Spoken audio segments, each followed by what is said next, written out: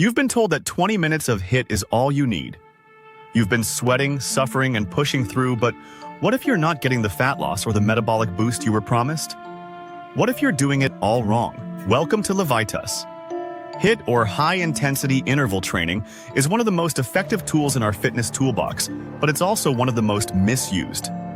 What's the biggest challenge you face with HIIT? Is it the intensity or just figuring out where to start? Let me know in the comments. And be sure to like, comment, and subscribe. It truly helps the channel with the algorithm. Today, we're not just defining HIIT. We're dissecting the 5 biggest mistakes that are holding you back.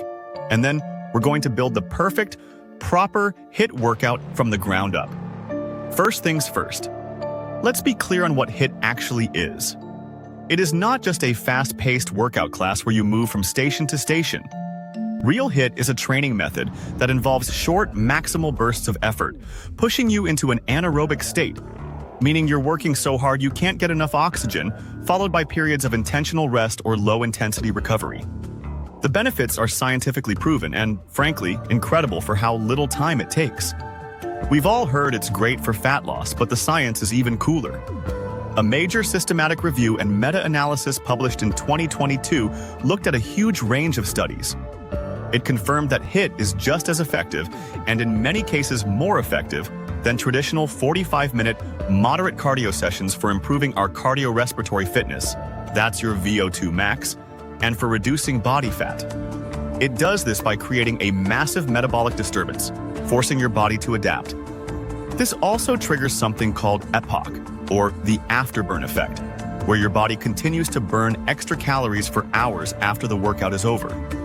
But, and this is the entire point of today's video, you only get these amazing benefits if you do it properly. Which leads us to the 5 mistakes. Ruining your results. Mistake number 1. I know. You're doing HIIT because you're short on time. But skipping the 5-minute warm-up to save time is like trying to drive a car in freezing weather without letting the engine warm up. You might get where you're going, but you're doing damage along the way. A proper 5 to 10-minute dynamic warm-up, think arm circles, leg swings, high knees, bodyweight squats, is non-negotiable. The American Heart Association is very clear on this. A warm-up doesn't just get you ready. It gradually raises your heart rate, and most importantly, it widens your blood vessels. This ensures your muscles are flooded with the oxygen they need to perform, which dramatically reduces your risk of injury. The cool-down is just as vital. When you stop an intense exercise abruptly, your heart rate and blood pressure can drop rapidly. This can cause blood pooling in your legs, making you feel lightheaded or even faint. A 5-minute cool-down, just walking, followed by some static stretches, helps your body transition back to a resting state safely and signals to your nervous system that it's time to start the recovery process. Mistake number 2. This is the most common mistake I see. The H in HIIT is the entire secret. We are not talking about working hard. We are talking about an all-out, maximal, I can't possibly hold this for 60 seconds effort. On a scale of 1 to 10 for perceived exertion, your on intervals should feel like a 9 or a 10. If you can hold a conversation, or even think about holding a conversation, you are not in the high-intensity zone. You're doing medium-intensity steady-state cardio, which is fine, but it's not HIIT, and it won't give you the unique metabolic benefits. You have to earn the rest period. It should feel desperately needed. Mistake number 3. This one is subtle but critical. The I in HIIT stands for interval. The ratio between your work and your rest determines the entire workout. Common ratios include 1 to 2, like 30 seconds of work followed by 60 seconds of rest. A 1-to-1 ratio would be 30 seconds on, 30 seconds off. The famous Tabata protocol, based on a 1996 study, uses a 2-to-1 ratio, 20 seconds of work, and only 10 seconds of rest. Here's the mistake. Most people, especially beginners, rest for too little time. They think more work is better and cut their rest short. The problem is, if your rest is too short, your body can't recover enough to hit the next interval with that 9 out of 10 maximal intensity. Your form breaks down, your power output drops, and your HIIT workout just becomes 20 minutes of sloppy medium-intensity suffering. A 1-2 ratio, or 30 seconds on, 60 seconds off is a fantastic place to start. It guarantees you can hit every single on interval with 100% effort. Mistake number 4. This is a huge one. Because the workouts are short, people think they can or should do them daily for faster results. This is one of the worst things you can do. HIIT is a significant stress on the body. It's a good stress, one that forces adaptation, but it is a major stress nonetheless. Your muscles, your nervous system, and your hormonal systems all need time to recover and rebuild. This adaptation doesn't happen during the workout. It happens in the 48 to 72 hours after. So, how much is optimal? Research from 2021 by Les Mills found a sweet spot. They recommend limiting your total time per week spent above 90% of your max heart rate to just 30 to 40 minutes. Let that sink in. Not 30 to 40 minutes per session. 30 to 40 minutes per week. That means 2, maybe 3, short and intense HIIT sessions a week is the absolute maximum for getting optimal results and avoiding burnout. Mistake number 5. This final mistake is the dangerous consequence of all the others. Pushing HIIT too hard, too often, with no rest can actually reverse your progress. We have hard data on this. A powerful study published in the journal Cell Metabolism in 2022 took a group of well-trained athletes and put them through an excessive HIIT protocol. They ramped up the sessions and cut the recovery time over 3 weeks. The results were shocking.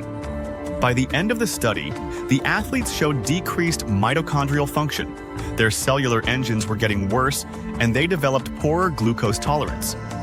They were, quite literally, getting less fit from doing too much HIIT. You must listen to your body. Watch for the signs of overtraining, chronic fatigue, stalled progress, nagging injuries, poor sleep, or mood disturbances. If you feel these, you need more rest, not more HIIT.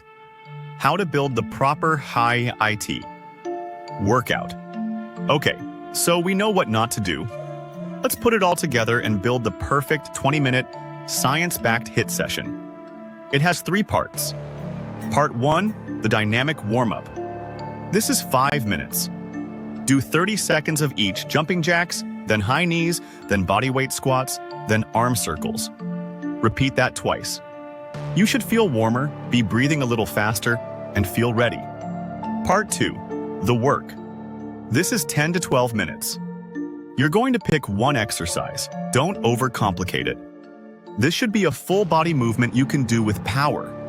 Think sprints on a hill or treadmill, an assault bike, burpees, or heavy kettlebell swings. Now, choose your protocol based on your fitness level.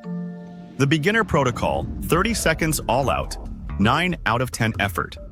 60 seconds, complete rest, walk, get water, breathe. Repeat that 6 to 7 times. That's it. It's about 10 minutes of work. The advanced protocol, Tabata. 20 seconds all out, 10 out of 10 effort. 10 seconds complete rest, just long enough to gasp for air. Repeat 8 times. This is 1 4-minute Tabata block. Rest for 2 full minutes. Repeat for a second 4-minute block. Part 3, the cool down. This is 5 minutes. Do not skip this. Walk around for 2 to 3 minutes. Let your heart rate come down.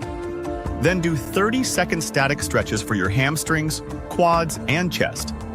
Focus on deep diaphragmatic breathing to tell your body, it's over, you're safe, start repairing. Here's the clinical takeaway. HIIT is a high-precision tool, not a sledgehammer. It works, but only when you respect the rules. The magic isn't in the duration of the workout. It's in the intensity of the on intervals and the completeness of the off intervals. Respect the warm-up, earn your rest, and most importantly, respect the recovery days.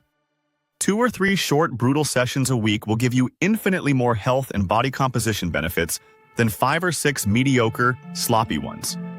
That is how you do HIIT properly. Don't just work hard, work smart.